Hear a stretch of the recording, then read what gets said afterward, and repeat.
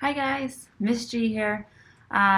Just wanting you guys to know how much we miss you and that we are doing our very best to create all of these wonderful videos for you to not forget about how wonderful we are, but also to just keep learning. So I'm going to read you one of my favorite stories today that I always used to read to my students, and it is called Wilfrid, Gordon, McDonald, Partridge. I hope you enjoy it as much as I do. There once was a small boy called Wilfrid Gordon McDonald Partridge, and what's more, he wasn't very old either. His house was next door to an old people's home, and he knew all the people who lived there. He liked Mrs. Jordan, who played the organ, and he listened to Mr. Hosking, who told him scary stories. And he played with Mr. Tippet, who was crazy about cricket, and he ran errands for Miss Mitchell, who walked with a wooden stick, and he admired Mr. Drysdale, who had the voice like a giant. But his favorite person of all was Miss Nancy Allison Delacourt Cooper, because she had 4 names just as he did. He called her Miss Nancy and told her all his secrets. One day Wilfrid Gordon heard his mother and father talking about Miss Nancy. "Poor old thing," said his mother. "Why is she a poor old thing?" asked Wilfrid Gordon. "Because she's lost her memory," said his father. It isn't surprising," said his mother. "After all, she is 96. "What's a memory?" asked Wilfrid Gordon. He was always asking questions. "It is something you remember," said his father. But Wilfrid Gordon wanted to know more, so he called on Mrs. Jordan, who played the organ. "What's a memory?" he asked. "Something warm, my child, something warm." He called on Mr. Hosking, who told him scary stories. "What's a memory?" he asked. "Something from long ago, me lad, something from long ago."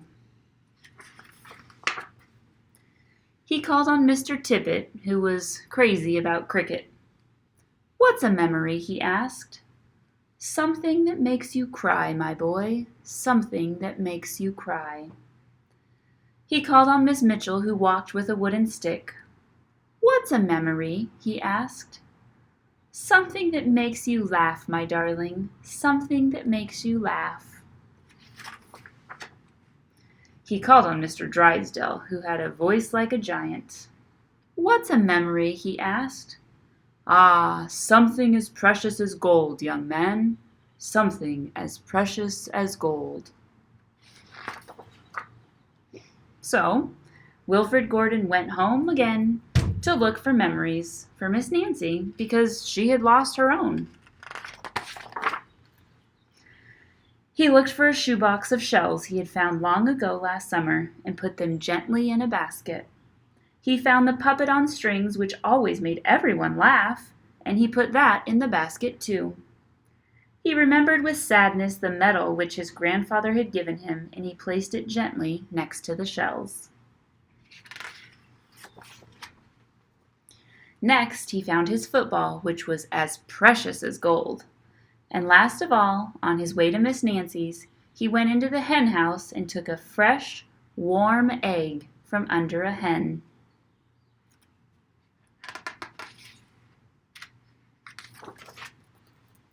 Then Wilfrid Gordon called on Miss Nancy and gave her each thing, one by one.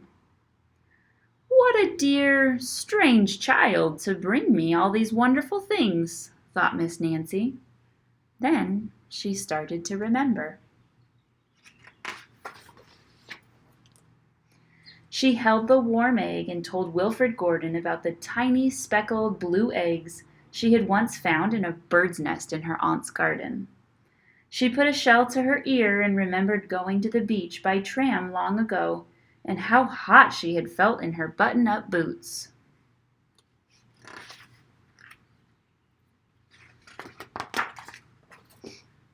She touched the medal and talked sadly of the big brother she had loved, who had gone to war and never returned. She smiled at the puppet on strings and remembered the one she had shown to her sister and how she had laughed with a mouthful of porridge.